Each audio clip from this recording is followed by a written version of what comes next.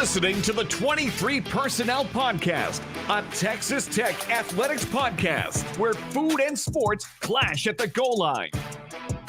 Here are your hosts, Spencer and Michael.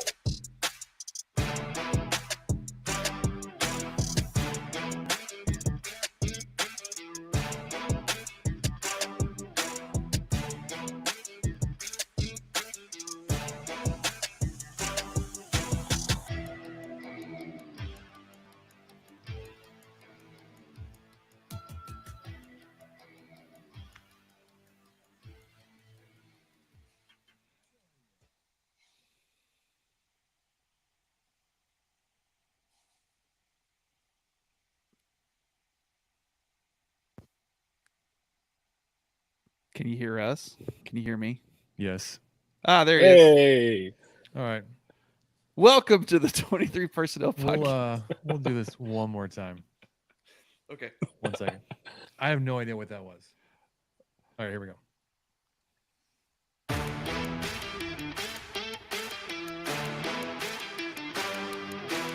You're listening to the 23 Personnel Podcast, a Texas Tech athletics podcast where food and sports clash at the goal line.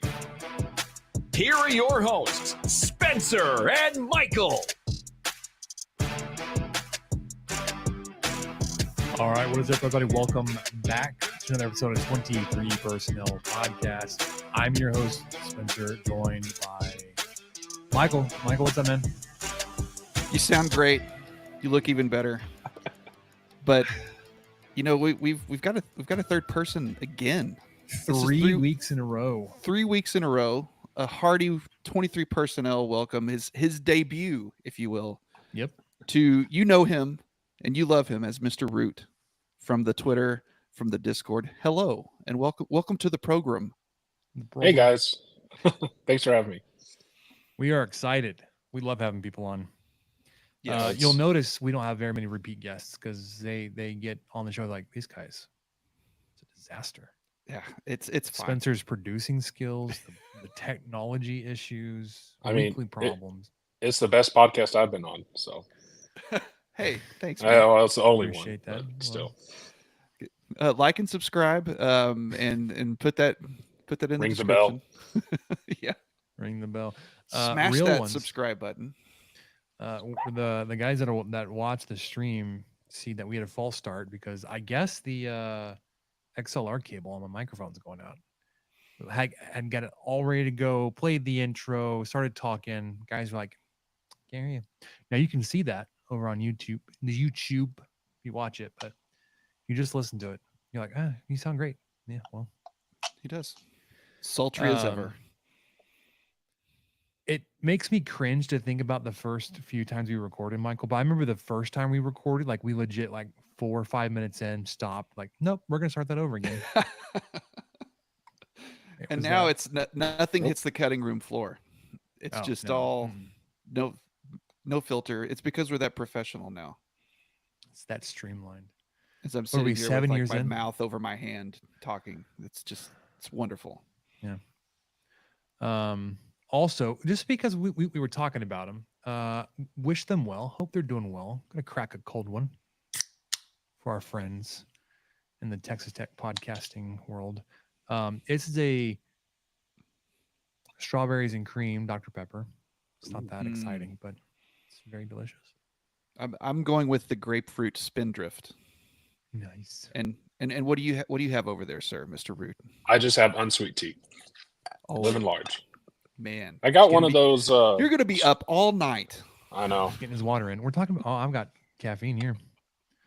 I got one of those strawberry and cream Dr. Peppers by accident out of the vending machine. It's actually pretty good. It is. Like surprisingly so.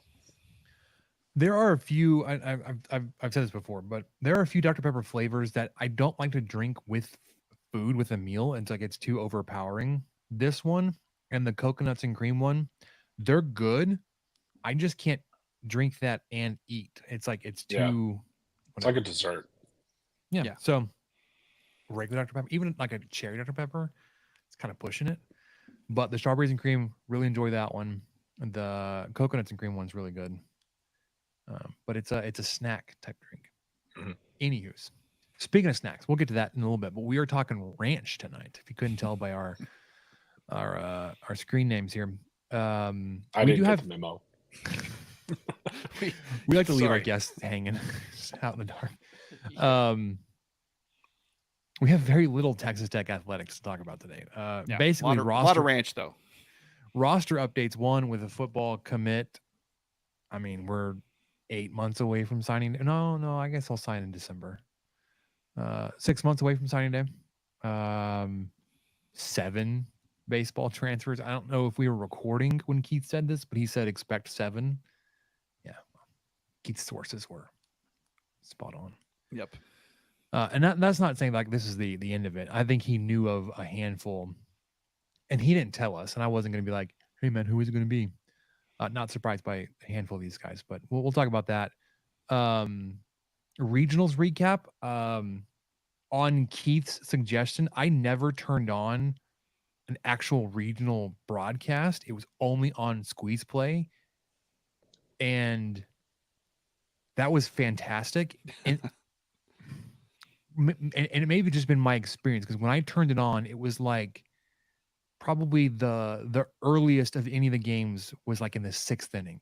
So I caught a bunch of 6, 7, 8, 9 innings, like like a 2-3 hour. That's all I watched was end of games, and it seemed like every game I kept flipping to, like, which was the point of the broadcast. That's how they set it up. I was like, dude, this is like intriguing. This is a fantastic matchup. And when it got boring, flip. Let's go to something else. It was wonderful. Really enjoyed that. We'll talk about winners and how it's set up for the Supers. Talk about how no 2 seed made it out, which was the first time that they've ever had that happen. Handful of 3s. There was a 4 that made it out. Sucks to suck East Carolina, but you lost to a 4 seed. Oklahoma, both Oklahoma schools had a 3 seed advance out of their regionals. You hate to see it. And then our own West Virginia as a 3 seed made it out, which I called that regional going into, like, that one's going to be entertaining and fascinating to watch. It was. I think Arizona was the first team eliminated, which was wild. The 1 seed, the host, because then it was like this competition, this round robin basically between Dallas Baptist, West Virginia, and Grand Canyon, who's going to hang on the longest. Hands on hips. Welcome to the Big 12. Yeah. Get used to it, brother. The Gauchos of Santa Barbara, I thought, Mm. were an interesting hang. The all West Coast regional there was San Diego, Oregon, Fresno State. Love the Gauchos. Big fan of the Gauchos. Big fan of the Gauchos. Anyways, we'll do a lot more of that. Talk about Supers. Root wants to talk about some MLB stadiums. He's going on a stadium tour here in a little bit, so we'll talk about that. But that's all just preamble to Rankin the Ranch. Essentially, we've got 8 or 9. We got 9 ranch versions offerings to bring to you. We'll get them situated. So we mentioned them both by name. We talked about the Gauchos, talked about Keith. In our pre-production meeting, we talked about Seeing Scarlet, all wonderful members of the Stake in the Plains. We're 23 personnel. Stake in the Plains Media Podcast Network, whatever you want to call us. Media Empire. Media Empire. We're taking over the world. Yep. I mean, humble brag, the best one out there for Texas Tech athletics. Go check out all of our fine productions. Well, you heard the Keith production. It was last week. He was with us. Gauchos do twice a week. Rumored return of a Mr. Kyle Jacobson in the works, or maybe he's retired. Who knows? Seeing Scarlet. I think the commissioner banned him to the minors of a different sport for a while. So Did he get a 1-year ban then? He's just been doing recordings for the Weather Channel. Did he get caught gambling on his baseball games? I mean, it's in the name. Yeah. They should have been like the I don't know, the game time gauchos, but when you're the gambling gauchos, you don't have a leg to stand on. Can I Literally just in the name.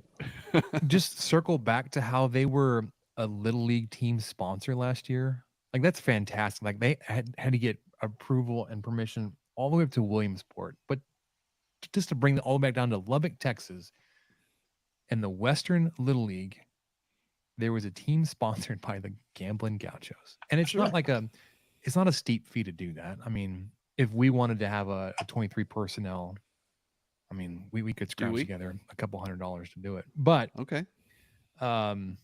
Is it a I mean, write-off? Yeah, just write it off. We need to take it up with I our. don't even know what a write-off is. Our actual bosses that pay the bills. They keep the lights on, but they don't pay us ad revenue anymore. I don't know how it works, but I'm just here. Typical work from home arrangement. Yeah. Anyways, so we got all that on deck tonight. We'll start with football and that real quick. One, the construction updates are fascinating to me because I've been tuned out, unplugged from that for so long. I didn't go to a game last year, so I didn't actually see the stadium in person. So like my last experience of it was like it was still intact. They hadn't even started to tear it down yet, which they did after the Oklahoma game. But there was a video that was tweeted out, and I've got it linked here in the document if you guys haven't seen it yet, from the Tex Tech football, coming out of the visitor tunnel, which is now the northeast corner. So like they will come in and then they'll be facing the new south end zone. And like they panned from the visitor tunnel over to south end zone, where it's like I've not kept up with it. That it's impressive. That facade, the building in its current state, and we're even just a couple months away from getting in the building. But man, that's going to be fantastic. I watched that kind of real time as you described it. Man, okay. Yeah, if y'all haven't been by there recently, it is massive. It's easily twice the size of the old one, like height-wise. I love that the double T, and I'm sure it'll probably get popular again, but the meme when they first set up the double T was, you could see it from anywhere. I work on the 10th floor of the architecture building, so I can see it. I look at it every morning, and it's massive, glistening in the sunrise. It's beautiful. Mm-hmm. Yeah, so I'm excited to see that in person this year, or just even on the broadcast. The other thing of note, camp season is underway. Official visits are happening. You had a defensive back commit this past weekend. Gil Jackson, a defensive back from Missouri City. I always think about DeAndre Washington when I hear Missouri City. Two came from that wonderful Houston suburb, but along with many others, I always think back to him because that was also the time I was working for Red Raider Sports and I was covering recruiting, and like he was the one guy I could always count on. Like if I needed to have an interview to post a story, I could call him. And he was real good about answering, giving me time. Also, the same year, obviously, that Kenny Williams committed, and all that weirdness with the possible flip to A&M that never happened, and he stopped answering everybody's phone calls, and obviously didn't help anything. That was the same year. Amaro, the Morales twins. Are you saying Tuberville was a good recruiter? He was. Is that what you're saying? Yeah. Because he signed a lot of high star players. Yeah. Not a lot of them panned out really. But. Yeah, I agree. I mean, he's those 4 or 5 did. I think Grant was his too, right? Yeah. I went to the same high school as Jakeem Grant. I mean, what's Tuberville up to these days? Should we screwing up the state of Alabama? Which I'm okay with. You keep. He's coaching at Alabama. Alabama. So that's all I got for football. Any thoughts? It's No. summer. My only thought is that we have a lot of defensive backs. In It tight seems ends. like seems like half the team is defensive backs and tight ends. Yeah, everyone's either 6'11" or 5'11". Mhm. We're not really sure, but it'll be great. It's fine. No, I In, hope we actually throw to the tight ends this year. Please, for the love of Pete, get some attempts Speaking to of, the and big man. I don't want to like bash on this man, but did y'all see the video, the tweet from Jalen Conyers the other day about him working out? It was it was just it was just him solo running a route or whatever, and he did like 18 jukes. It's like that's not your game, man. I was like, when a big man tries to like juke or set up a defender, like all you're doing is you're standing still. You're fooling nobody. Just give him a head fake, man. Just, Those DBs are like, this looks like slow motion to me. they're like, where are you going? Okay, I'm Okay, here still we go. here. But You let me know when you're ready to move, and then we'll go. Okay, we're going this way. Gotcha. All right, I'm glad his recovery is progressing and he's getting back on the field. But that's true. and he's on our team. He's in our tight end meeting room. It's a full room, but I'm glad he's in our room. I would like to point out that Mr. Root just had to cough, and is a true professional. Muted the microphone. First time guest, already a pro. If you need a guest, go ahead and just book him. Book him now. Yeah, as I Try my best. As I tried to hide a burp just a second ago. I don't know if it was successful. Just talk through the. All right. It's probably one of those loud, like super dad burps too. It's like the walls are shaking. All right. Basketball. I only bring this up because I'm a Mavs fan for life. Honestly, that's all the caps I wear. And I like to bring it up to remind Michael. Thanks. The Mavericks are playing for the NBA title. I heard that against the Celtics. So that's a thing. Really enjoyed the Western Conference Finals. That was from like a like bandwagon. Like I'll check in when they're doing well, especially Game 5 or whatever it was when they clinched it. Like being up 30 most of the game was like, yeah, this is fun. Yeah, clinched is a nice way to put that. Yeah, they dominated the Timberwolves. Absolutely, yeah, just a beating. Sorry, Kyle, but that was fun. Well, he's a Mavs fan too. I think he likes them all. He's an equal opportunity fan. Yeah, he is. I just remember that was so when they won it in 2011. I was doing. I mean, obviously, I was like huge into speed football, tech football. But also that was the last year that the Mavericks, the Rangers were really good. So, I mean, does it align that I mean, the Rangers did not win the World Series that year. The Rangers won the World Series this past year.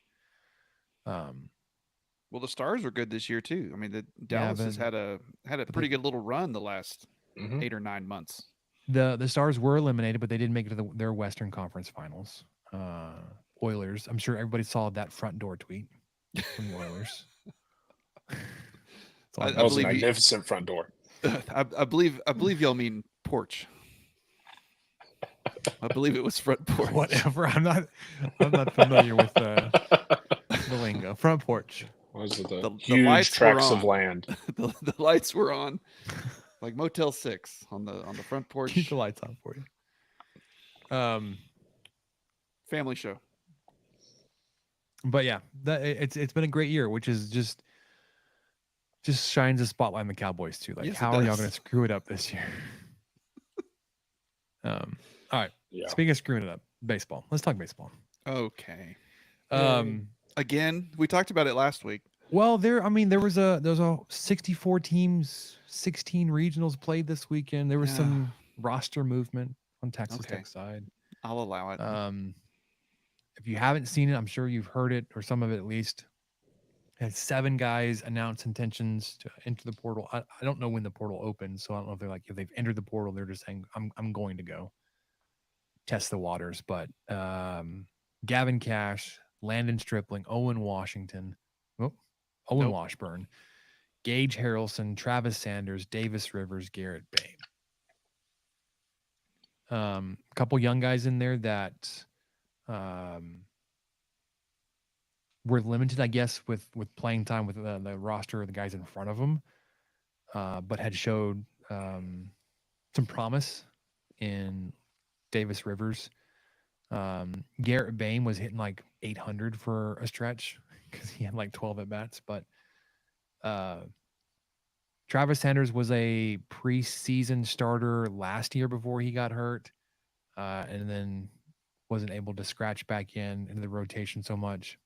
Harrelson was a full-time starter last year, but with the number of outfielders you had and Harrelson's offensive limitations, saw his production, his playing time get reduced, his innings. Washburn was in and out of the lineup, especially late there with an injury. He's the one that got hit in the face, right? In the Yeah, I think dugout. so. Yeah, that's We had like 3 guys get hit in the head. Yes. that's no bueno. Some really serious stuff on that. Yeah. Let's figure this stuff out, training staff. Just kidding. That's one of those things where like that's the way baseball goes sometimes. And Stripling was another young guy that infielder, probably a first baseman by trade, but gosh, that was a terrible mix of first syllables, last name. Cash was never coming off the field, or at least out of the starting lineup. He DH'd a couple of games, but played very much the majority of the season there at first base. We talked about last week with Keith. There was some, I mean, not like confirmed, but just visually, like you can see it. Some chemistry issues within the team. I mean, you can read, Gavin Cash's body language however you want to, but it seems like he was disengaged for a lot of the season. His production dropped way down, so I don't know if it was correlation, unrelated, but wish these guys success as long as they are not on a Big 12 roster. Yeah. I'd love to see, I mean, I'd hate it, but I'd love to see Cash go compete for leading the NCAA in home runs next year. Like I said, as long as it's not for like Oklahoma State or, somebody like that. I do hate to lose the young guys, Stripling and Rivers and Bame. But it is what it is. It's kind of part and parcel for how the game is played in all of college athletics. As much as you lose 7 guys, you can pick up 7 guys just as easily. So once that all stuff, it's hard to keep track of on the receiving end of recruiting in baseball, just because the coverage just really isn't there, and it's so heavily dependent on the draft and how that decimates rosters or decimates recruiting classes. And then, you'll bring in however many guys and you'll have a bloated roster in the fall. Then you have to cut it down to your 35 guys in the spring. So it's one of those things. It's very difficult to keep up with. And even if you do like, okay, here's your signing class, what of those guys that make it to campus will be on the spring roster? Yeah. And I think one thing Keith mentioned last week was he didn't really seem to anticipate there being any more in the portal than there have been in the last few years. But I think he predicted kind of that the reaction this year would be different just because of how the team finished and how they performed, especially on the last half of the season. Mm-hmm. So, and I'm seeing that. I'm seeing some of those rumblings where people are having really strong reaction to Tech having so many players enter the portal, but I think it's on par with how it's been the last several years. But if there's just more emphasis and there's kind of more of a microscope on this program right now with how they tanked the last 8 weeks. And it may be a product of just how the production worked out, but it's interesting, at least to me, that right now there are no pitchers on this list. Whereas the past few years, it seems like you lost a key pitcher from your rotation or from your bullpen. Whereas this year, your key contributor leaving is Cash. You had bats and fielders leave, obviously, but they weren't like, it wasn't your key loss, like Mason Molina or the guy that went to Was it A&M. Micah Dallas? Dallas. Yes, I was stuck on Dallas, but I was like, Dallas is in my head, but I was stuck on Dallas Braden. Yeah. He hadn't been here for a while. I think is he still at A&M? Or did he finally graduate? I think Micah Dallas is finally out. Okay. But yeah. So, like I said, wish these guys luck with their new teams. Limited, so if they're going to be in a Big 12 roster, especially on the weekends that they come up against Texas Tech. But, you go do you find the best opportunity for you. And I don't know if it's changed or if it will change, but we've heard Tadlock's stance on this. Like, if you're intending to hit the portal, you're not coming back. So don't expect any of these guys to say that they're recommitting or they're coming back. That's not how Tadlock has operated with portal guys in the past. So we talked about the regionals and how we watched this week, or at least how I watched this weekend. I didn't watch any like just straight through broadcast. I just watched Squeeze play, and that was the times I was logged in was fantastic. There were 11 hosts, regional hosts advance. So chalk there. No 2 seeds, like I said. You had 5 3 seeds make it through, and then 1 4 seed. Did y'all watch any regionals? Y'all like, were there any specific matchups y'all watched, or did y'all watch Squeeze play or out entirely? I did not. I'll let Alex answer. I watched the Squeeze play. I thought that was a really great production because baseball can be kind of boring sometimes, especially if you're just locked onto one game. You're like, oh, and you're going to switch through channels anyway. So that kind of alleviates that problem, especially with so many games going on. But also because I paused my YouTube TV subscription, and that was on ESPN Plus. So that was really my only way to watch college baseball this weekend, other than finding an illegal stream or something like that. Yeah, so I will say there is the law of diminishing returns does in fact play in here. There was a time they had 6 games up. I was like, that's too much. I can't do 6. When they had 4, though, I felt like I could keep up with 4. Like, for whatever reason, it would, like, I don't know if they built in a delay where, like, no 1 game or no 2 games had a pitch at the exact same time. It was like pitch, like it was like tiered, so you could like follow it around. But it wasn't like everybody throw at once. Like, okay, I have no idea what just happened. Or like there was 5 games on the screen and they're like home runs everywhere else. But I was looking at game number 3 and I missed it. So I was entertaining. Again, because I didn't have a team in the fight here. I had passing interest in a couple regionals. Like, I was interested in the College Station regional. Not that I wanted to watch A&M or Texas win. I've talked about family ties to a couple of LSU, a couple of SEC programs, including LSU. But I didn't watch the North Carolina regional all the way through. I didn't watch the Knoxville, Tennessee regional. So being able to kind of bounce around like that was good for me as a fan of none of the teams in there. So the hosts that made it through: Georgia, North Carolina, Virginia, Clemson, Texas A&M, Oregon State, Tennessee, Kentucky, NC State are all your 1 seeds that made it through. You notice I didn't say Arkansas. They got eliminated by a 3 seed. They got knocked out.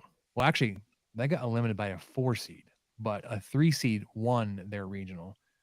They had Louisiana Tech as a 2. Kansas State was the winner of that regional, make it through to the Supers, and then Southeastern Missouri was the team, I believe, that actually eliminated Arkansas.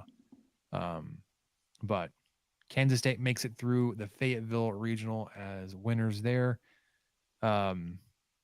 East Carolina had a pretty sneaky, competitive, and intriguing regional matchups with Wake Forest and VCU. Obviously, Wake Forest was, I think, preseason number 1, and they were, I think they technically would have technically finished 3rd last season, but definitely in the hunt for a national title last season. That was a really entertaining one to watch. Evansville, the 4 seed, is the one that made it through that one. I know nothing about Evansville, but I know obviously East Carolina's going to be hurting, not winning a regional that you host, but having a 4 seed win that one stings. Oklahoma hosted Duke, UConn, and Oral Roberts. UConn makes it out of that one. Sucks to suck, Sooners. It's too bad. Hate to see it. We talked about the West Coast regional there in Santa Barbara. UC Santa Barbara hosted San Diego, Oregon, Fresno State. Oregon makes it through that one. That one had a couple of interesting games, but it was just mainly because I was interested in watching the Gauchos play. And then obviously the connection to Santa Barbara. I'm a Psych fan. I watch that series every now and then. I was like, what is your connection to Santa Barbara, California? No. I enjoy the show. Okay. And maybe it was just me, but I was like, man, they need to turn the lights up in their stadium. It felt very much like Grand Canyon. Was like, are the lights on? It feels way too dark for them to be playing baseball right now. I feel that way watching Colorado football. Yeah. I'm not watching Their them at stadium's night. really dark. Yeah. Oklahoma State hosted Nebraska, Florida, Niagara. Florida, the 3 seed, makes it out of there. Sucks to suck. Hate to see it. Yeah, it's too bad. And then we mentioned this earlier. West Virginia, as the 3 seed, makes it out of the Tucson regional, taking out Arizona, Dallas Baptist, and Grand Canyon. And that one was more of a matchup between West Virginia and Grand Canyon, the 3 and 4 seeds. Arizona and Dallas Baptist, I think, were the first 2 out. So your Supers are set. You've got number 1 overall Tennessee hosting Evansville. That's going to be a bloodbath. I don't think Evansville's going to. Yeah. Georgia hosting NC State. A&M hosting Oregon. North Carolina hosting West Virginia. Virginia hosting Kansas State. Clemson hosting Florida, which I think could be fun. A lot of these are like traditional, like these would be fun football matchups that I would also watch. Kentucky hosting Oregon State, Florida State hosting UConn. Specific one that stands out to me is like I'm gonna watch. No, but A&M Oregon, North Carolina, West Virginia, I think are the ones I got my eye on. Virginia, Kansas State. You could root against our brethren in the Big 12. Root for. Oh my gosh. I don't like Purple Kansas, so. Oh, that's terrible. I like the Wildcats. They're my favorite Big 12 team. That's not Texas Tech. In most things. I like their fans enough. Yeah, their fans seem cool. Yeah, I've had great interaction with fans online and in person. There was a K-State podcaster that came down and went to lunch with them while they were in town. Had a good time with him. I went to Caprock. Of course, I had to send him to Caprock. That was good. That was a good by you. Yeah, and they destroyed us that afternoon. I was like, well, I'm glad you enjoyed your trip to Lubbock. At least the Pecos queso hit. Did. Oh, so good. And then I'm also a fan of the Solid Verbal podcast. And they're off season right now. They're posting a lot of stuff about like guys you should be aware of or whatever. But especially on TikTok, they'll have these like little short reels where they're showing highlights of this guy and they talk about why he's so great. And I can't. I know it's not intentional. It feels intentional. I'm kind of playing into it because like there's not a whole lot of interaction in the comment section on this. I don't know if just a lot of people just don't follow their TikTok or whatever. Every video it feels like they've posted, they've had some kind of highlight against Texas Tech. I'm like, guys, you Come on, man. one of the hosts is an Oregon. It's like, you already beat us. You don't have to keep like pounding this in, man. But they posted a video talking about the future quarterback there, not the future, but like the future looks bright for them with Avery Johnson. I was like, dude, you got to stop, because they had like multiple highlights of him just shredding us. I was like, you can't keep doing this to us, man. Yeah, that was a rough game because that was his Yeah. coming out party. It seems like that happens to Texas Tech a lot. It didn't help that we also were down to Strong. Jake Strong Yeah. in his Oh, first God. start. And he threw what, 3 interceptions? 4? I thought that was BYU. No. Well, BYU was on the road. Yeah. I went to that game. Did you really? Yeah. I forgot you went to that one. You didn't do Wyoming though, did you? You did? Okay, Bad man. luck, yeah. Man, gosh. He's like Gus Johnson. Great experience both times except for the game itself. Yeah. Yeah. I mean, the first 7 Should've minutes of won that both of Wyoming those. game were incredible. Yeah. Should have won both of those. What about you, Roop? You watch any baseball, or you got any? You already said that. Do you have any interest this weekend in supers, or are you just kind of out? Let me look at the list real quick. Again. Maybe A&M, Oregon. Yeah. Hey, Yeah, I agree that Tennessee Evansville is going to be just a disaster. don't tell the Aggies, but their facilities, their stadium, it's pretty nice. It's pretty sweet. It like the only thing I'm gonna knock them on, and it's I have so many words, I just don't want to say them. So stupid. They blow bubbles when they score a run. It's so stupid. Every But time they also, score like, a run, I thought it was just on Mhm. home runs. I did too, but every time they scored, they were blowing bubbles. But you know how God, ridiculous that be would so feel, annoying as like, a fan, on the defense. Like, Yeah.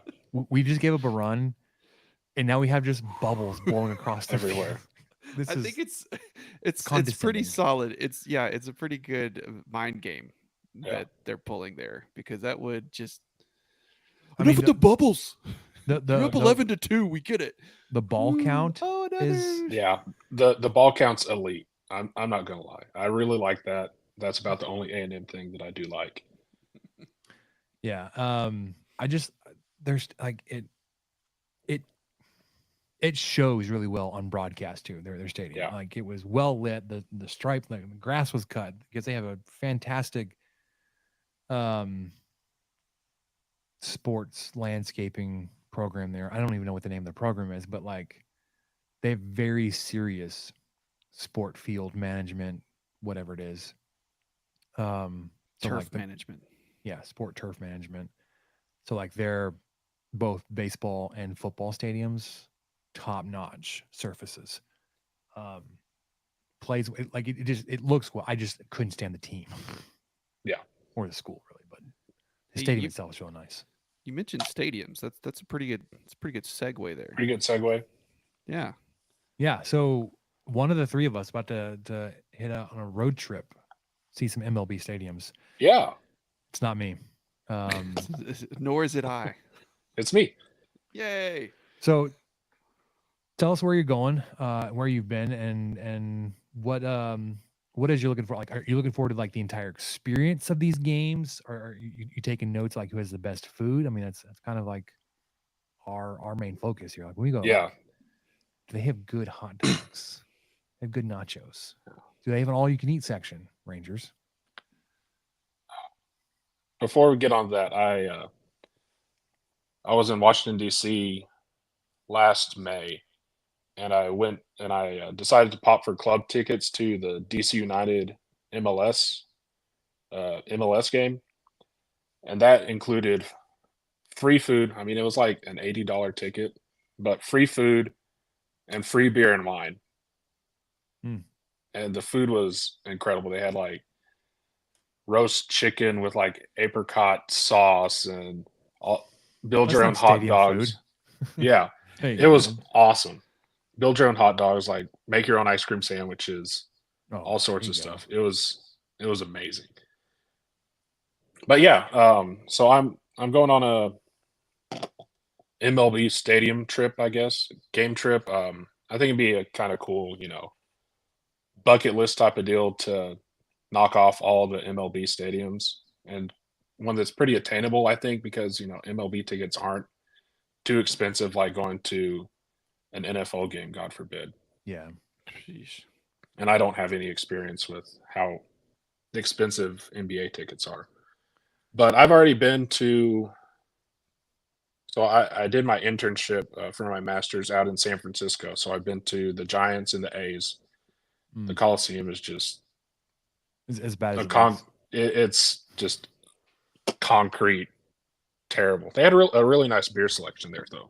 So and tickets were like $5. So that was That's nice. that's so extreme. Like, cause like the A stadium is so bad. The Giant Stadium The looks Giants is fantastic. incredible. Yeah, Yeah. it's incredible.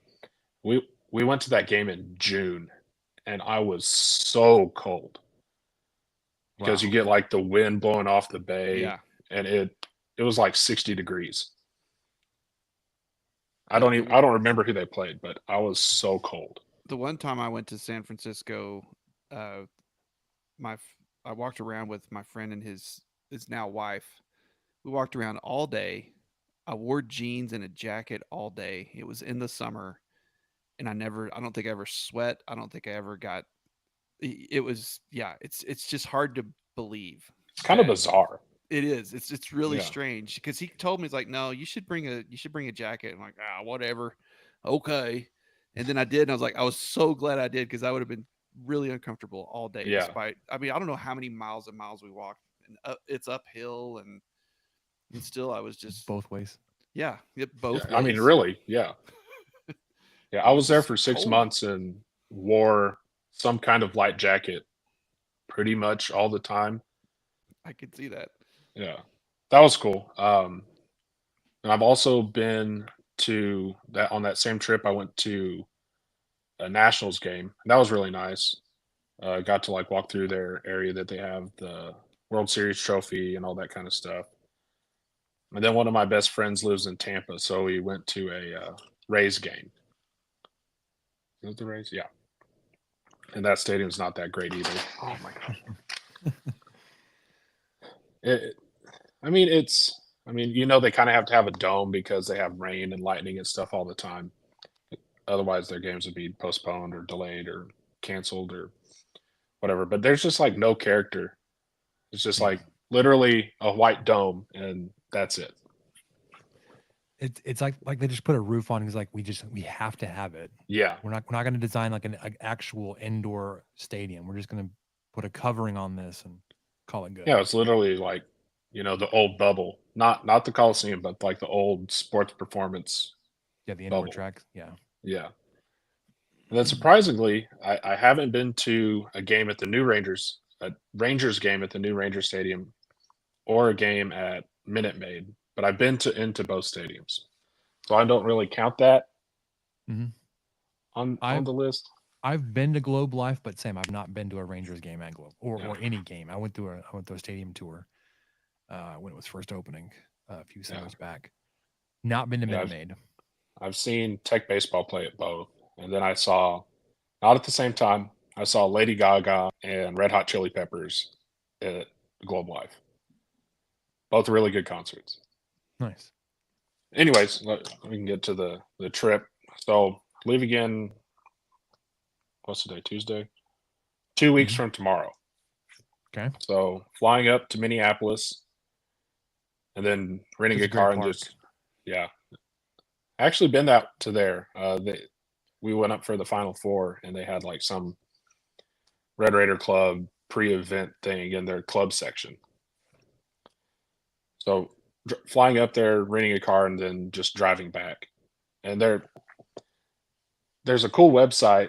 I think it's called like baseballtripplanner.com or something like that. And you can just select what teams you want to do, and you can see the whole season, how they play out, or like specific dates, and it can tell you like, these teams are playing in this order, and you can do it forwards and backwards. Pretty cool. Yeah, that's and really cool. and very helpful for this. So going to be gone, and I have to use a whole bunch of vacation, or else it turns into sick leave, and I don't want that to happen. So flying up there, going to the Twins, then to Chicago to do the Twins are playing the Rays, then Chicago for the Cubs versus Mets. Then a couple days later, the White Sox are playing the Dodgers. So hopefully get to see Shohei. That would be pretty cool. Yeah. And then up to Milwaukee, the Rangers are playing the Brewers. Mm. Then down to St. Louis, Cardinals are playing the Braves. And then the last one are the Royals, and they're playing the Guardians. And then just coming back to Lubbock. Those are all great stadiums. Yeah. I was thinking about that. I was like you don't have like a Tropicana field in there. You don't have a dud Coliseum.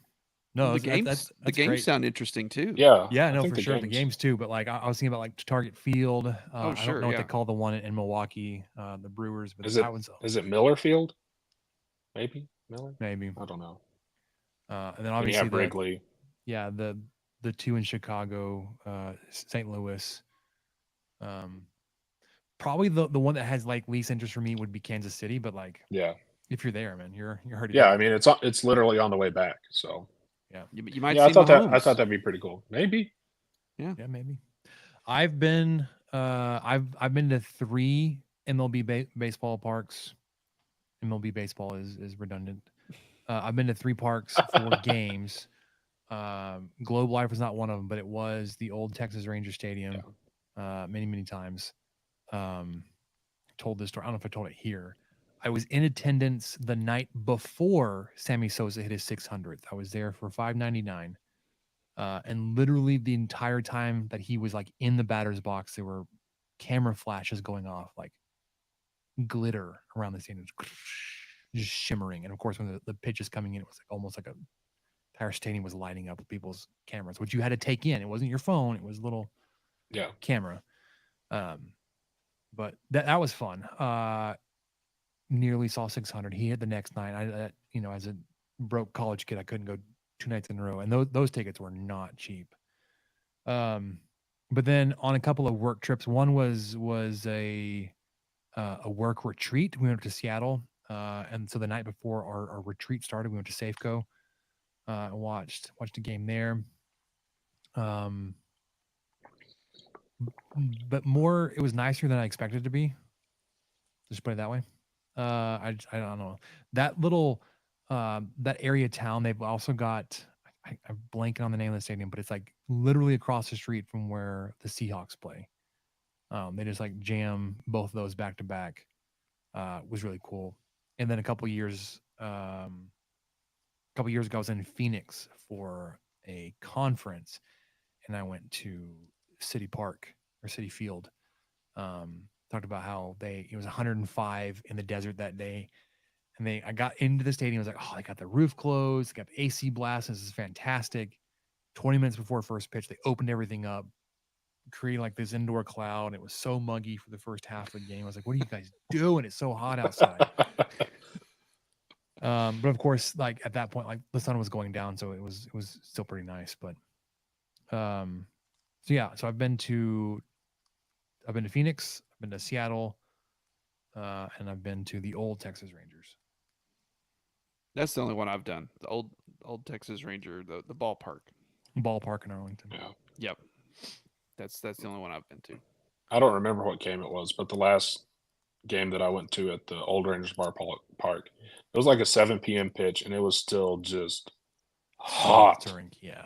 And we were under the shade with one of those big fans going, and it was just boiling. Yeah. It was just miserable. It would be Other- weird to go there to watch like a football game, Yeah, but I kind of want to do it. 'cause that's where are they the Renegades?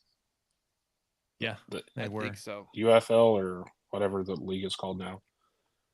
Yeah. Is there a MLB park on your list that you want to go to, aside from like, you know, Boston think- or Wrigley or something like that?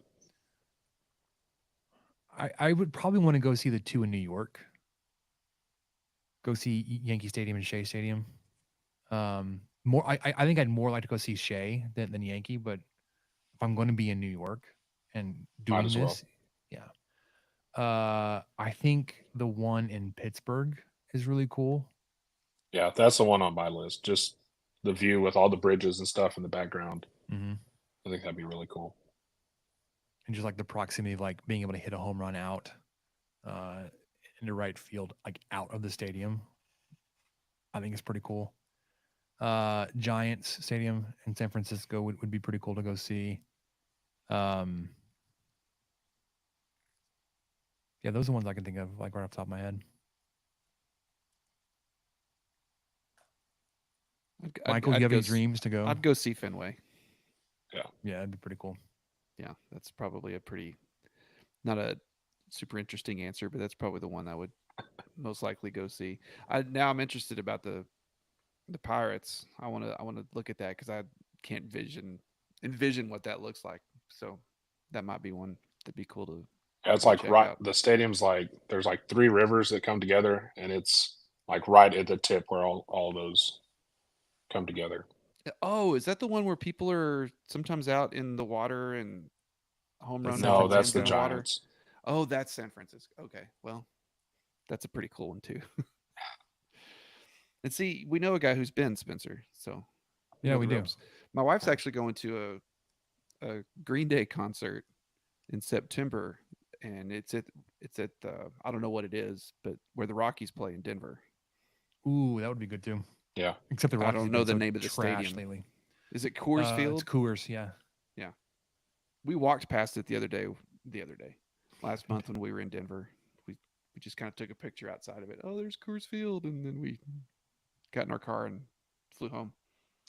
I dropped a picture of PNC Park in Pittsburgh in the notes. I'm gonna Okay, go check I it don't out. have the notes on. Here we go. Oh my, that doesn't even look real. So yeah, like you get the backdrop of the city, but it's also like right up to the river, and like you can see how shallow the right field seats are. Like literally, like that's as deep as it is. Like Oh, outside, that's fantastic, guys. there's a walkway out there. You can Yeah. hit the ball out of the ballpark and not have like some monstrous home run, which would be cool to see. But like, you don't have to hit like some 600-foot monster to get the ball out of the park. Beautiful suspension bridge in the background. Man. Okay. Yeah. Okay. That's up there. That'd be Never pretty cool. thought I'd be like, well, I got to get to Pittsburgh. oh, that could be one of the ones depending on how early in the season football plays West Virginia. Ah, yeah, that's You true. could hit that like on Friday night or Sunday afternoon or whatever. Got to fly in anyway. Yeah. Okay. Good thoughts. Good thoughts, people. That is And people say gorgeous Lubbock's photo. remote. At least you can fly directly here. right. Yeah, they just want to just continue to regurgitate that. All right. Not speaking of regurgitating because we're not going there. Let's Ooh, talk some yeah. ranch. All right. Michael has us a little more organized. We are looking at 9 ranches, but we have 2 categories. So it's not going to be just some kind of random free for all that we're going to do live. Trying to figure out how it's going to work. We've got our first 4 are going to be Texas Roadhouse, Blue Sky, Orlando's / Caprock, and Dion's. Michael, you said we're going to give them a top, like 1, 2, 3, 4. Yeah. So what? I don't know if y'all are just looking at the doc.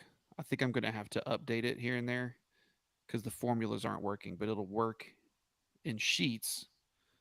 So Bear Yeah, with me. I'm keeping score. I will be keeping tally. So yeah, all we're gonna do. I tried to like embed this No, you from the did. linked sheet, but it wasn't. It didn't even update like the colors and didn't have the ninth. Anyways, it's No, it was great, but it's not. Every time I change it, I have to update it. So it's not a big deal. It's just a matter of doing that. Let's see here. So the way it's going to go, everybody just rolls through and ranks the 4 that Spencer just mentioned from 1 through 4. And of course, 1 being the best, 4 being the worst. And just to recap, Texas Roadhouse, Blue Sky, Orlando/Caprock, and Dion's. And Mr. Root, you are the guest. We'll let you go first. So I'm giving you my 4 in Yes. order Yes. first. You're, Okay. You're 4. or whatever order you want. Whatever Reverse order I want to.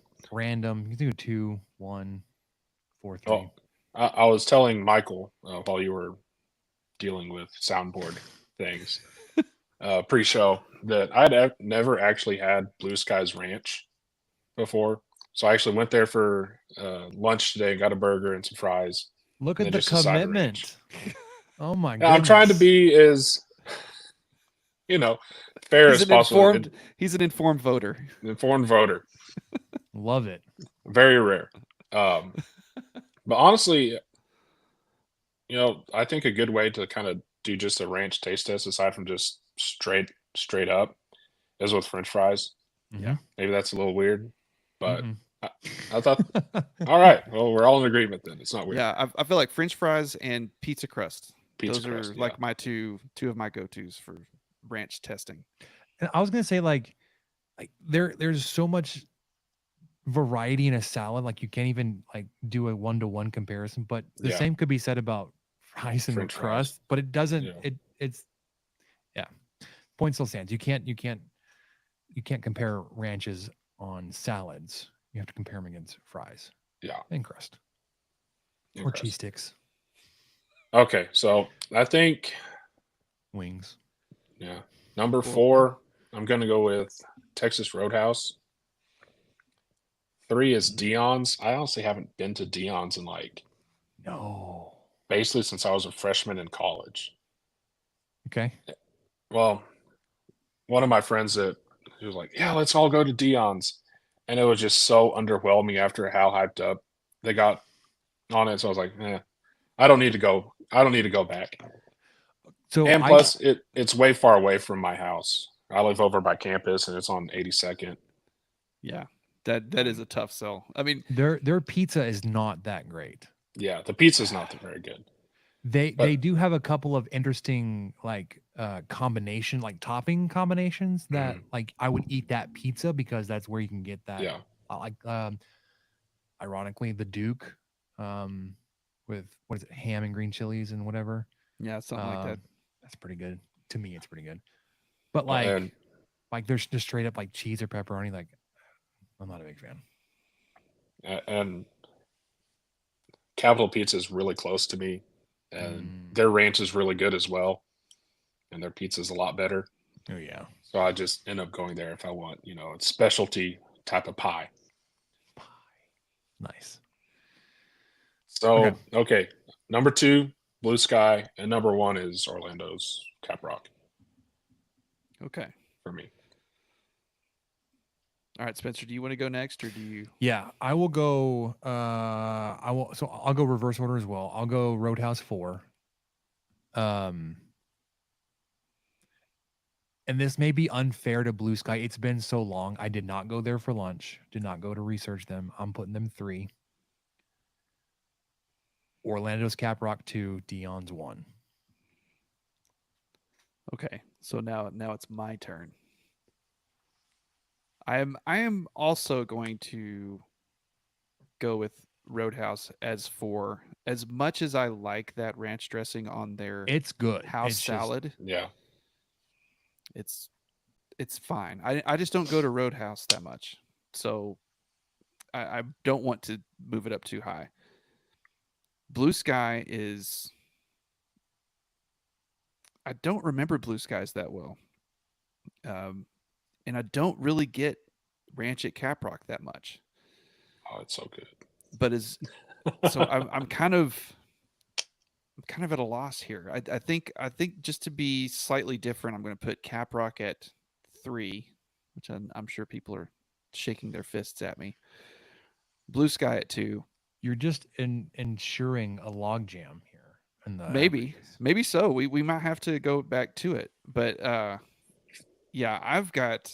I mean, Dion's is number 1. I listened to the Dion slander and held my tongue as much as I could. It's a fine pizza, folks. It's a delicious pizza. They have like that herb that they put on the top. It's a little bit different. But one complaint with Dion's is I wish I could get them to like leave it in the oven for another 30 seconds or a minute. Because it seems like sometimes the crust is not quite. I It's like just not quite there. a little char on the cheese. The sandwiches, they have excellent They sandwiches. got good sandwiches.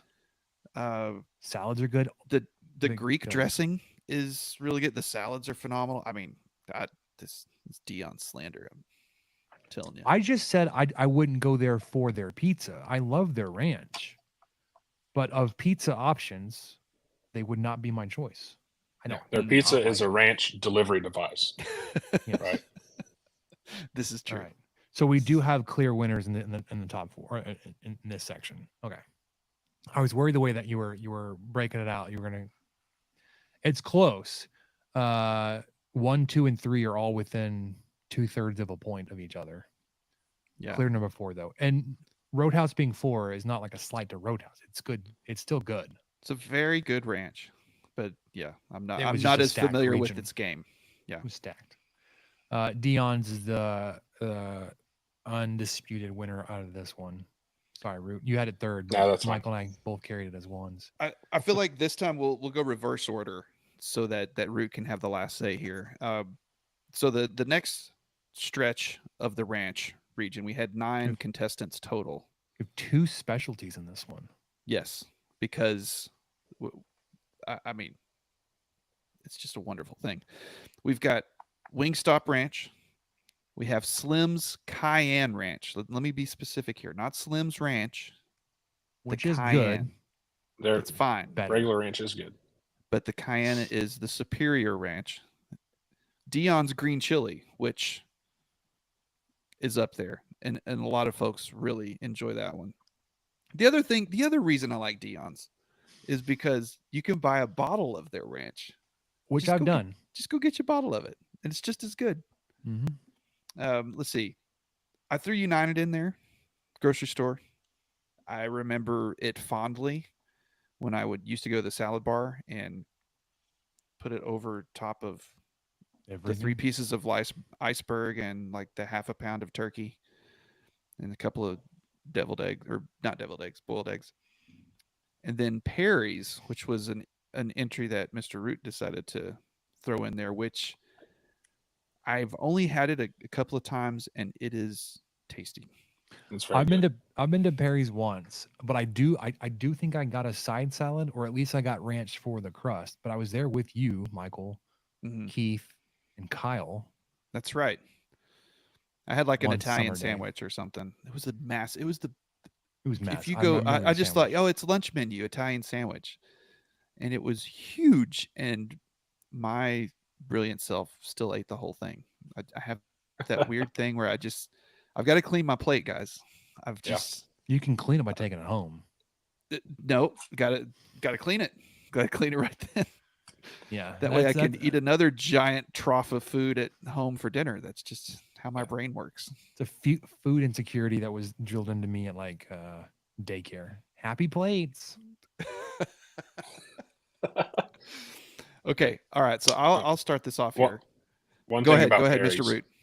They do have one of my favorite pizzas, and I think it's called like the Uncle Sam, but it's pepperoni, jalapenos, and like little pieces of cream cheese on it. Oh, Ooh. it's delicious. We alternate between that and the buffalo chicken. Those are kind of our 2 jams at Perry's. Yeah, that sounds fantastic. Highly suggest that pizza. Very good. Yes. Hold on. Hold the phone. Hold the phone. Root, you order pizza at Orlando's? Yes. What's your go-to pizza order? The green chili chicken with the honey wheat crust. Yeah, Okay, Michael, what's yours? that's usually the one we get to. That one? That exact one? Yeah, it's one of their specialty ones, Okay. I think, right? So good. Yeah. I get the fire-breathing dragon. It's fantastic. What's all on that guy? It's so it's pepperoni, sausage, onions, and jalapenos, and green chilies. Ooh. See, there's a trend here. That's pepperoni and jalapenos on a pizza. It's about the. I mean, we all did the chef's kiss Yeah. thing. It's so hard to beat. That's been one of. It's going to sound so terrible. One of the worst things about being a parent is that you can't just blindly order a giant pizza that's covered in jalapeno juice and expect your kid to eat it too and not just have like flaming mouth. So we haven't had that as much lately, but every now and then we get the chance to treat ourselves, and yeah, it's always our favorite. All right, hold on. Okay. The green chili chicken is the spicy southwestern blend of marinated chicken breast, green chilies, olive oil, parmesan, and garlic. Is that the one? Yeah, it's like a you were white talking about? pizza, I think. Okay. Yeah. I honestly like the white pizzas more than tomato sauce sometimes. And then the fire breathing dragon is sausage, pepperoni, green chilies, and onions. You can add jalapenos for no charge. Although For the those of- Angry Bird also sounds really good. Down and dirty habanero sauce, diced Oh. chicken, mozzarella, green chilies, jalapenos, and Greek oregano. Oh, I've got to try that. That That sounds down good. and dirty sauce. They're down and dirty. Have you had the down and dirty mozzarella sticks? No, Mm-hmm. I've seen that. I've seen that that's an option, Real and good. I just keep forgetting to do it. Okay. Sorry, that was a deep derail. Okay. That was a Michael. That was a worthwhile derail because I'm already thinking, oh yeah, the mozzarella. I've got things I need to go to Orlando's for now. You need to go. Yeah. Could derail it more. But Go to Orlando's I'll with not. your acid reducers already on deck. You Get take my it as you walk get in my the door. Lactaid. Yeah. You take your preventative just- as you're walking through the front door. Just mainlining Tums the entire time. Omeprazole and Crunching it up. It's faster if you snort it. Okay, so I was gonna do. somebody Which- mark that. Doesn't sound right by me because I've just been singing Dion's praises for the last 15 minutes. Ooh, you're going Dion's 5. Dion's is my 5th favorite on this. The green chili ranch at Dion's does not hit for me. It's a little chunky. The texture's kind of off. I don't really get enough green chili flavor for it. So it's a no for me, dog. I'm going to go United, even though I'm the one who added United. That's going to be my 4 because I haven't had it in so long. I may be misremembering. 3, I'm going to go Wingstop. 2, I'm going Perry's. And then number 1, with a bullet, Slim's Cayenne Ranch. I love that stuff. I dip, Root was talking about dipping fries in the ranch. Another good vehicle is Texas Toast. Mm-hmm. And you always get Texas Toast at Slim's. So that's my list there. Slim sauce is also pretty good on their Texas toast, but we're not talking about their sauce. We're talking about their ranch. That's right. All That's right. I will go United 5. Ooh. No love for the neighborhood grocery store. Dion's green chili 4. I'm surprised. As much as you've been anti-green chili, you've listed off like 3 or 4 things with green chilies in it on this episode. I told that you it's growing. love. It's growing on me. My times and Hobbs, like it was browbeaten. Have green chilies. Yeah. Have green chilies. And maybe it was because I was from Texas. Like you just have to have it.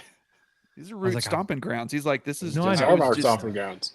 He's like, And there was I was- green You chili. can get in a my- green chili cheeseburger at Sonic yeah. and McDonald's. Yeah. The green chili cheeseburger, Whataburger does not exist in Dallas. Although Right, we're That's we're the one I get also- all the time, anyways. Oh, it's so good.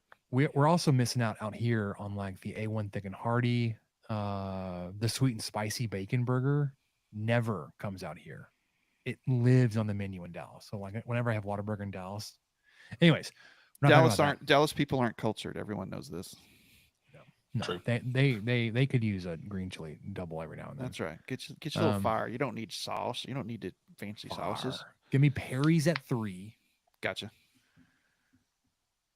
Mm-hmm. Now it's you know what cutting time. Where you at?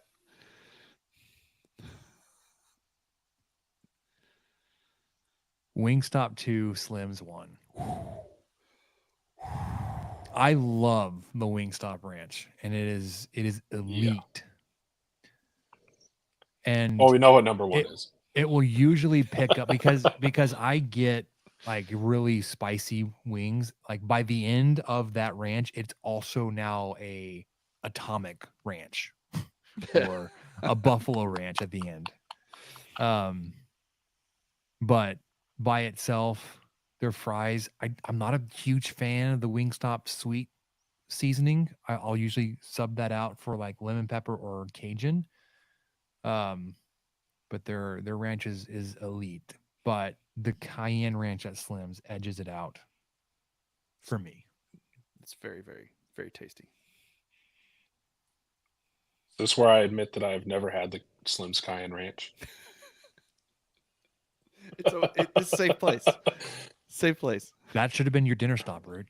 I know. That's a lot of ranch in a day. It is. More ranch than man at this point. Blood type ranch. So I'm just going to do an NA on Slim's Cayenne Ranch. Okay. I'll put Dion's at 4. United at 3. They still have the salad bar, at least last time I checked, at the Market Street on 19th and Quaker. I'll go there and get a salad fairly regularly. Their ranch is great. Yeah. Seems like it has more stuff in it. I don't know. It might. They got a whole store back there. They might just, Yeah. let's throw a little. I don't know, put but some of that it's in really good. And then I'll go Perry's at 2 and Wingstop at 1. Wingstop's ranch is damn good. So It is. barely beating out Slim's Cayenne. Wingstop is number 2. Slim's is number 1. Dion's green chili is last. Yeah. United is 4th and Perry's is 3rd of that group of 5. So now, But Perry's and Wingstop were real close. they were very, very close. It came down. It was a rounding error, not error. So make that error. Issue. Okay, so now we're to the top 2. Is that how we want to do this, or do we want to do the top 3? Y'all What do you show. think? Oh man, that's tough. So if It's we did the hard top because 3, Yeah, because then it's 2 restaurant ranches plus a specialty. Like the top 3 would be Dion's versus Wingstop versus Slim's Cayenne.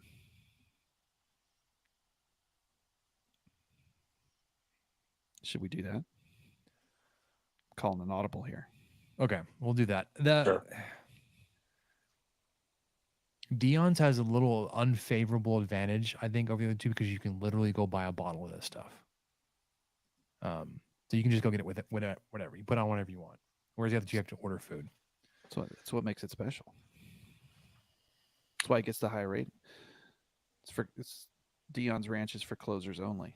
All right, so let's do the same order. No, Michael, then me. Root will go last. Okay. He'll be tiebreaker here. Dion's, Wingstop, Slim's, Cayenne. Okay, so I'm going first. Yes, please. Wingstop 3rd. Oh boy.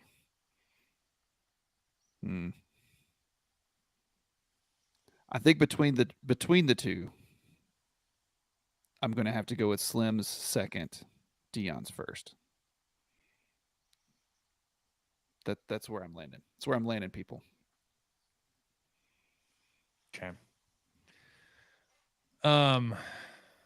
What is happening with the table? I'm working on it. Hang on. I'm trying to like follow along, and it's changing shape. Oh my gosh. That's What is worst. it doing? Yeah. Let me try to. I just need to refresh it. Is what it needs to let me do, but it's not letting me refresh it. All right. God, I had it planned out. Now I'm second guessing. There we go.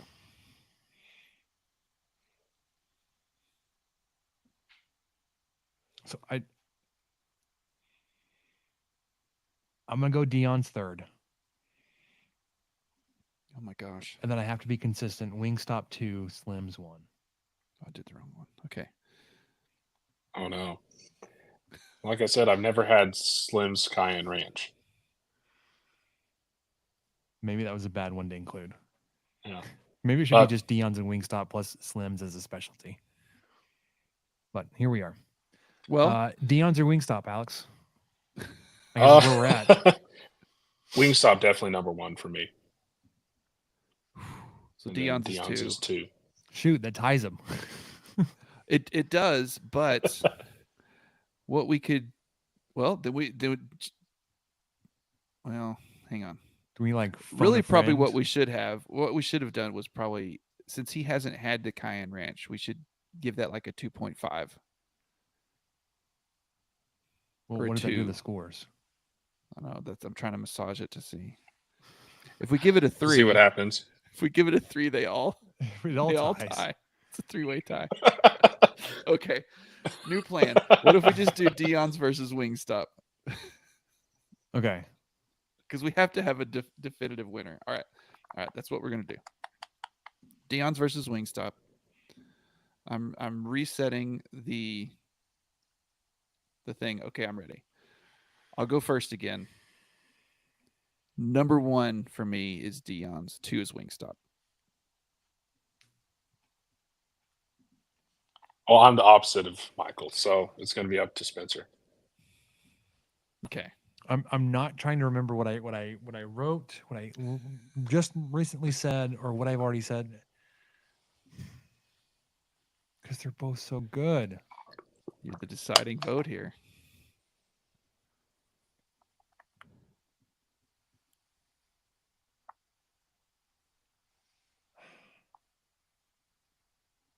Because I'm trying to create some kind of criteria, like It's like the most we think on this podcast. what puts one in front of the other. I'm like, well, you can, like, you have all these people that are trying to duplicate their recipe so you can make it at home for Wingstop, but you don't have to do that for Dion's because they'll just give you the dang stuff.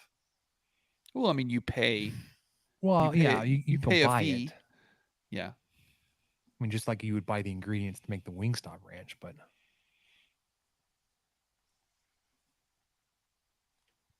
I don't know. This is really tough for you. Why do you make me choose? Because they're like, you can't go wrong with either one. Like, this is just my inability to make a decision. Both of them are elite. Go with your gut. Go with your gut. Wingstop. Okay. It's not a wrong choice. It's the incorrect one. It's just not wrong. I love Dion's ranch. I've bought bottles of the stuff before. I've had menu items specifically because I could eat their ranch. Namely, they're like pepperoni or cheese pizza. What are you doing? I want to let me do that. There we go. All right. So, ranch winner after however many minutes that was. Much deliberation. Wingstop. So I think we finally get we actually get an actual chain here, non-regional franchise here. Because Casa Ole took the Mexican bracket, the green sauce. Caprock, Down and Dirty versus the Chick-fil-A sauce. I have a bottle of Chick-fil-A sauce in my kitchen right now. I'm doing a Chick-fil-A knockoff for my birthday dinner this weekend. And then Wingstop Ranch. So we're getting it down to the final 4. We've got one more bracket. And we'll have some time. Loaded. We're having a week off next week. I will be out of town. Michael's unconnected. unconnecting, unplugging, I whatever. will you also wanna be call out it. of town next week. Just building the anticipation for this last miscellaneous category. Yeah. So, Mr. Root, if you're in there and you see some that need to be added, Oh, is this then on the other document? yeah, This is it's the on yeah, it's in the the it's on the sheets. sheets. 2024 sauce Portion boss sauce. bracket. So- The miscellaneous category currently includes the Olive Garden Alfredo, That's good. Dion's Greek dressing, the Whataburger sweet and spicy, the KFC brown gravy, kind of pushing the sauce, but It's gravy. miscellaneous. Anything goes. Arby's horsey sauce, although the Arby's sauce is also pretty good. Arby's sauce is really good. TGIF Jack Daniel sauce, TGI Fridays, the Panda Express sweet and sour, Dairy Queen white gravy, and Freebird's barbecue sauce. Yeah, that was a specific one by me, and maybe it's a nostalgia thing. But man, I don't know why I love barbecue getting a sauce was monster good on a burrito. burrito, but it was. I liked that barbecue sauce on it. So my freshman year, I lived in Sneed, which is that one right off of the main entrance on Broadway, Texas Tech. There was a Freebird's location at that intersection of Mm-hmm. Mhm. University and Broadway. I would occasionally walk over there and have them make up the most massive monster burrito that they could roll, pushing 1,500, 2,000 calories easy, and just house that thing. I had a Walk out super feeling- monster once. Is that with like 2 tortillas? Yes, Nice. it was during the lunch break. It was a dare. So one of my coworkers and I each attempted to have a super monster burrito, and there were 3 or 4 other coworkers with us, and I had to leave work so that I could go lay down. But I was worried finished it. I was worried it was gonna be some other. No, nothing that Nothing dire. intestinal. No, but it was touch and go there for a while on just being able to function. I just felt like like a piece of rice was going to seep out of my pores or something. It was just I was part burrito. I was more burrito than man at that point. Yeah. Well. Okay. So free birds. Are there any others we need to include for consideration? Anything else you can think of? Like you go to a certain restaurant, like I have to have this. That's not, Oh, Mexican there ranch or fries. Razoo's lately. I've been there. My daughter likes it because she loves popcorn shrimp. So we've been there quite a bit. And they have this cherry mustard sauce that's black. Mm. I mean, or it's not black, but it's like super deep dark red. And man, that is some good stuff. It is good, very good dipped with shrimp, or put your fries or dab a hush puppy in there. I wouldn't turn that down. But it sounds really weird and it doesn't look that appetizing. I had to ask them what it was because they just brought it out and I assumed it was some sort of Worcestershire something or malt vinegar or something like that. And then I tasted it and it was kind of sweet and completely, yeah. So, but Razoo's has cherry mustard sauce has made it on my radar. Pretty good. The way you're describing that reminds me of duck sauce. Oh, I bet that's pretty close. Has nothing to do with duck or whatever. It's not even like specifically for duck. But like hayashi, it'll be like on some of their sushi rolls. You can obviously get on the side. It's not one that they will typically just offer up. You have to ask for it. But I do like hot mustard at those places. So I've never messed with hot mustard. I should. it's good to do you have use kind it of on? the Germans love hot mustard. They Yeah. love the. I get it at Panda Express.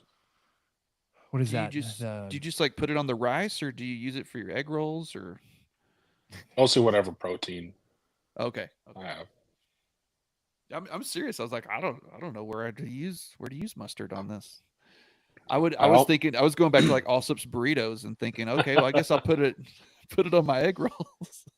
It's good, and it does have that little kind of horseradish type of kick Yeah, it's like to it. the sinusy Yeah, heat that sneaks up on you. I don't like tartar sauce, but I do like River Smith's tartar sauce with their fried catfish.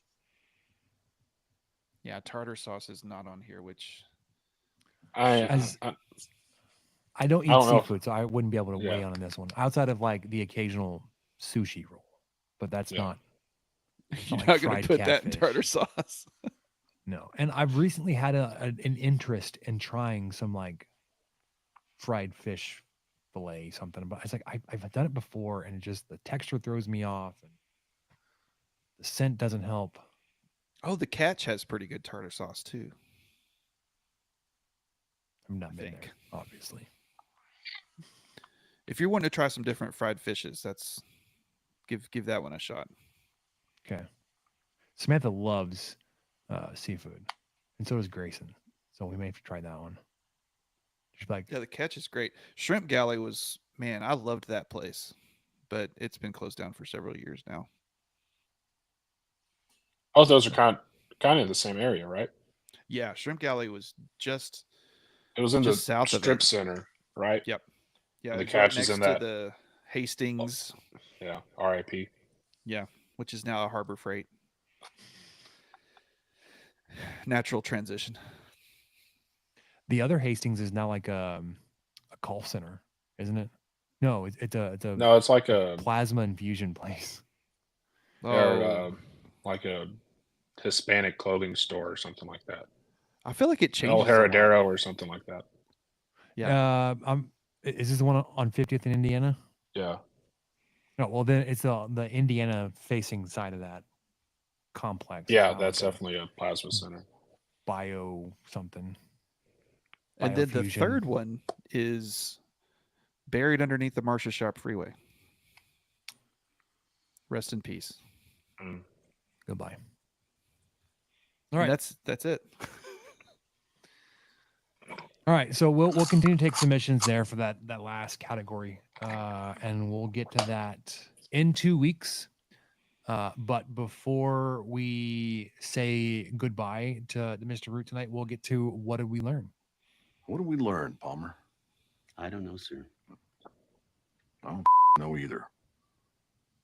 All right, Michael, you've got the only inclusions on this list so far. What did you learn? I learned two things this week. I learned that cast iron grill hits pretty hard. Is that I the haven't one been on there in forever. where 19th is and this? I-27, basically. Yes, it's been a minute since I've been there, but Yeah.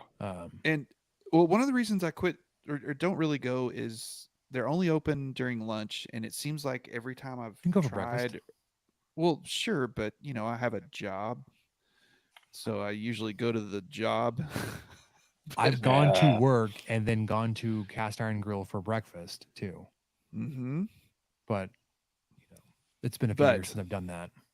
So yeah, so today there was a supplier came in, and he actually is the one who suggested it. He's from out of town, and someone told him, "Oh, you're going to Lubbock, you should go to cast iron." And in my head, I kind of groaned because I thought, "Oh, it's probably going to be a line out the door and whatever." But it was 11:35, and we got right in. They set us right down. I had an excellent bacon cheeseburger with delicious onion rings. Like, these are massive onion rings. They held together. It was only 99 cents extra because sometimes, sorry, Caprock, sometimes they charge $1.99, $2.99 to upgrade your side.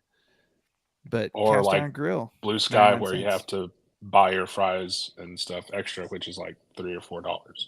Yes, and then it's you could fit them in the palm of your hand. Yeah. But the burger's good. But yeah, cast iron grill was great. And a couple of the guys there had a chicken fried steak with green chili gravy, which I was very interested in. And if they would have allowed me to have a bite of it, I would. But I didn't want to. I felt like that was a bridge too far. I didn't want to go down that road. But cast iron grill was awesome. That was a really good lunch today. And then the other thing I learned, 1 second. you Have got had something? on Cast Iron Grill, have you had any of their pie? Yes. Gosh, I haven't been. This is the first time I've been in probably 3 or 4 years. And the last time I went, I got blueberry banana cream, and that was a pie Solid. that was a pie that my mom made growing up. And this was it just hit all the feels. It was fantastic. So last time I got pie there, I got the millionaire pie. Hmm. Ooh. And they have them all displayed when you walk in, and we were all looking at them thinking we were going to do that. And then we all like were basically licking our plates at the end of lunch. We're like, yeah, we're not going to do pie. Let's see. The other thing I learned. I was Wait, also going to mention. what? I'm just messing with you. Go. So last week, Spencer asked me about some power lines outside of a recycling station here in town, Mhm. and had me go through. Yeah, had me go through some reasons as to why they're different or whatever. Which I then returned and reported back to Samantha. Like the biggest ones are there to withstand the tension of the line turning, and it's There you buried. go. It's rooted down there, 20, Yeah. 25 feet maybe. Yeah, She's like, Oh, wow, man. it makes sense. I agree. And so I just wanted to share some little thing. All of a sudden, my daughter has decided to start drawing power lines and stuff here and there. It is the cutest thing in the world. I'll try to send you a picture offline of. She came to my office. The last time she came to my office, she just took a piece of scrap paper because I have paper all over the place, and she just started drawing like the prettiest power lines with one of my purple pencils, and it was fantastic. And then tonight, right before bed, she showed me that she had somehow drawn them on her Etch-a-Sketch. She has like a mini little Etch-a-Sketch, and so she had painstakingly drawn power lines on it. And I was like, that's great. Good job, kid. How much do you talk about power lines at home? Not that much. It reminds me of that like She Liberty just Mutual latches commercial. onto things, man. She just latches onto them. Maybe it's a genetic deal. Maybe so. Maybe she's born with it. Yeah. Root, you got anything? Did you learn something this week? I mean, you work in higher education. I'm sure you learn something every day. Yeah. Not this week, but with pausing my YouTube TV, I don't know if y'all are familiar with like the free TV streaming things like Pluto or Freevee that Amazon does. Mm-hmm. Those are really great, in my opinion. And I mean, still have to watch ads or whatever, but you have to do that with regular TV, anyways. You have to But watch they ads have- with some of the paid subscriptions Yeah. too. Yeah. Makes no sense. Yeah, but those have a lot of stuff that I like. Pluto has Top Gear. I don't know if y'all Yeah. like Top Gear. Man, I was Top about to Gear. say Roku. We have Roku TV, and they have Top Gear Yeah, channel. When I can't think of what to watch, I put it on the Top Gear channel. I mean Pluto, Top Gear, Mystery Science Theater 3000, Kung Fu Yes. movies, action movies. They have a cops channel, and I haven't really dealt with Freevee a whole lot, but they have one that's just modern Marvels, and that Yes. I love modern Marvels. So Yeah. I that's also what that's actually what I was watching before I got on this. I gravitate to the Bob Ross channel too, Yeah. which is on both on Roku and on Freevee. We have that as like on the live TV on Roku. Like that's the channel Mhm. that stays on. So like if the kids ever turn the TV on and they just kind of navigate there, we know it's fairly safe. They're just gonna watch Bob Ross for a second until they can. But they've all already figured out how to get to like Disney Plus and Oh sure, yeah. whatever. So you reminded me. I want to ask a question because I saw this movie on my shelf today. I was cleaning up the office a little bit, looking at the movie shelf. What's like one kind of random, off the wall movie that maybe nobody else knows about, but that like you grew up watching, or like you could sit down and watch it like in any time? I'll go first, and this is my. I don't even know how we got to it or whatever, but it was a movie we watched a ton in my house growing up. Last Action Hero. Mm. I can, like, I have quotes just embedded in my brain that will just come out on a nearly daily basis from that movie. It's now Is that 35 Sylvester years. Stallone one? No, it's It Arnold was Schwarzenegger. Arnold. Arnold Schwarzenegger. Okay. Yeah, where the kid gets into like one of his movies, and they have to figure out how to get out of it. And then of course he comes out of the movie into the real world and like, oh no. Anyways, I mean it's 30, almost 40 years old. I'm not gonna get a spoiler here, but yeah, like it's stupid. It makes no sense. But like it's meant to be like a funny action movie, but has some anyway. I love it. I can watch that movie anytime. Samantha hates it. She can't stand it. So like it's just something I will put on when it's just me, like in the office when I'm working or something. I also need to go back and start working through the 007 movies that I bought last year. I'm like 4 in. I got so many to go. But okay, so Michael, do you have any movies that you like? I have several. I have several that are kind of off the beaten path. So I'm just going to rattle them off because I've talked about them, I think, quite a bit. So I grew up. I was born in the 80s, so I grew up in the 90s, really.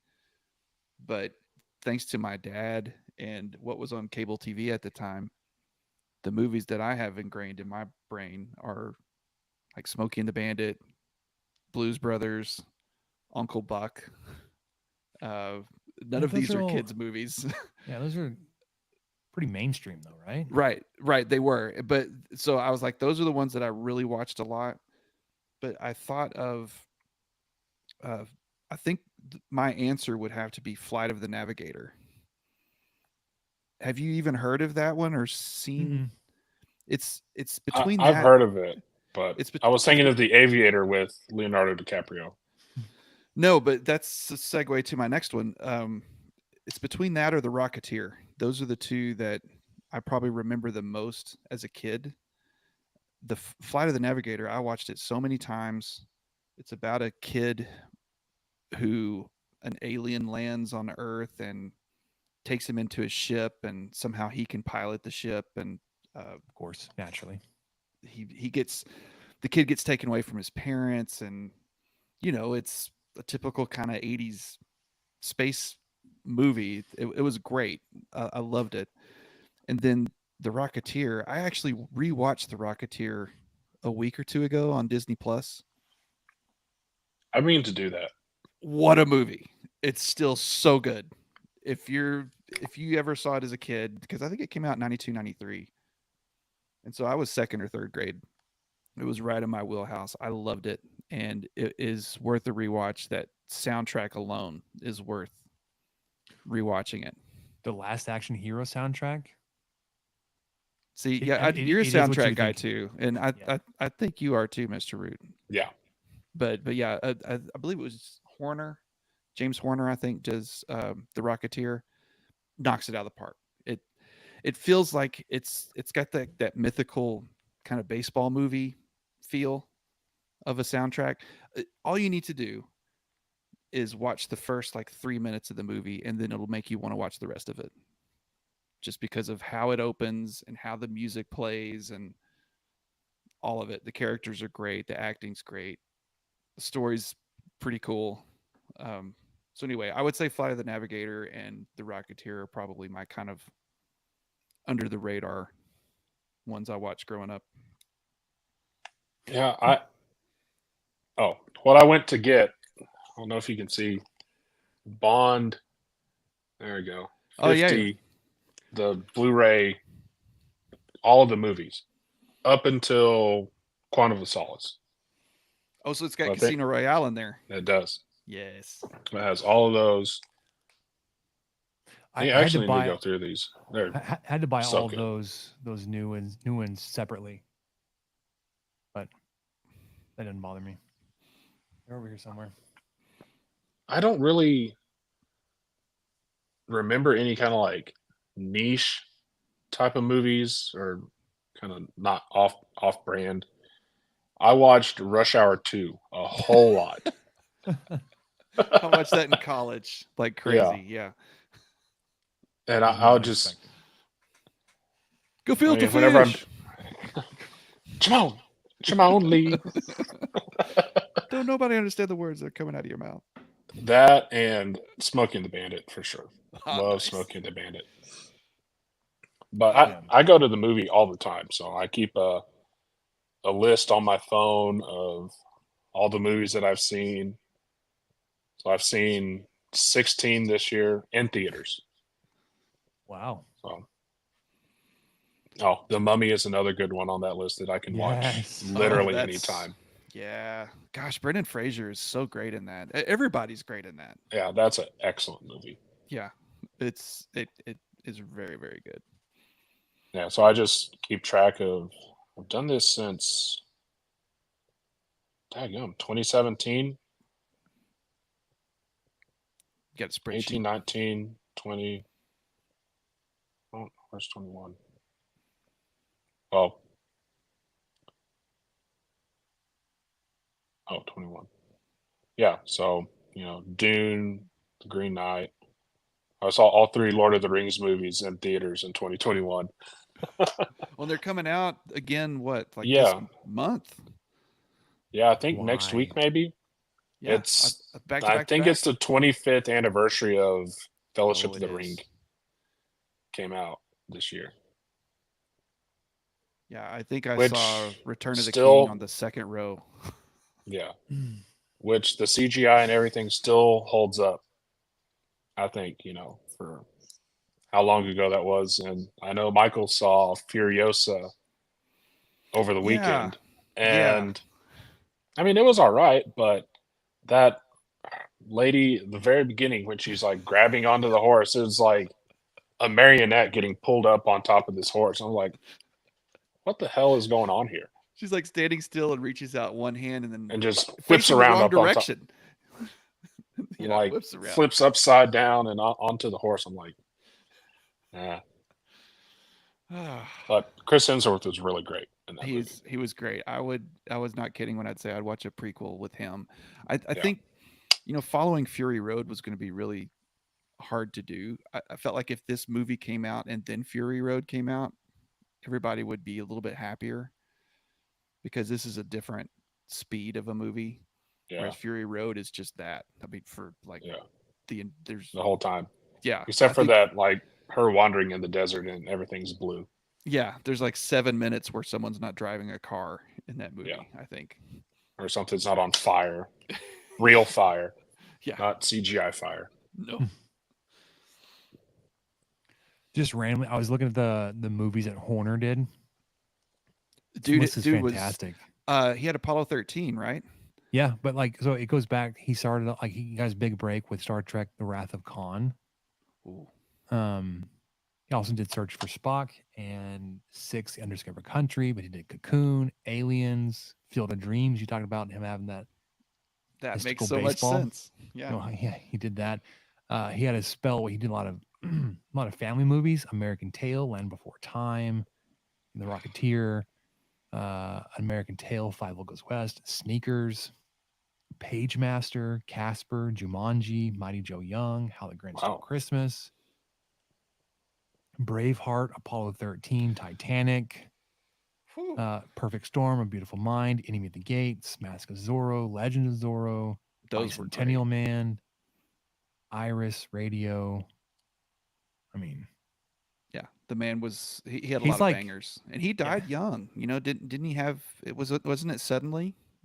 If I remember right, it wasn't that long ago. We've lost so many people right now. he died in 2015 with in 2015 with because of a plane crash. Oh yeah, Oh. that's okay. Wow. It was something because he wasn't very old, I don't think, and it was I just thought I knew it was suddenly, but I couldn't remember what the cause was. 2015. I mean, he was 61. I mean, John Williams is still going. He's 90. Somehow. At least. Yeah. All right. Yeah. Go watch Rocketeer. Go watch the first 5 minutes of Rocketeer, and then you'll watch the rest of it. Don't doubt it. That'll do it for us on the 23 Personnel Podcast. Thanks to Alex for joining us, helping us get through the ranch bracket, getting set for the super regionals this weekend as we hit the true off season here coming up pretty soon. But we'll be back in a couple weeks. For Michael, I'm Spencer. Catch you guys next time. Thank you for listening to the 23 Personnel Podcast. Help us out by subscribing, rating the show, and leaving a review. Follow us on Twitter at 23 Personnel, Spencer at PuntSuck, and Michael at Michael_LBK. Be sure to catch the next episode. And until then, guns up and let the tortillas fly.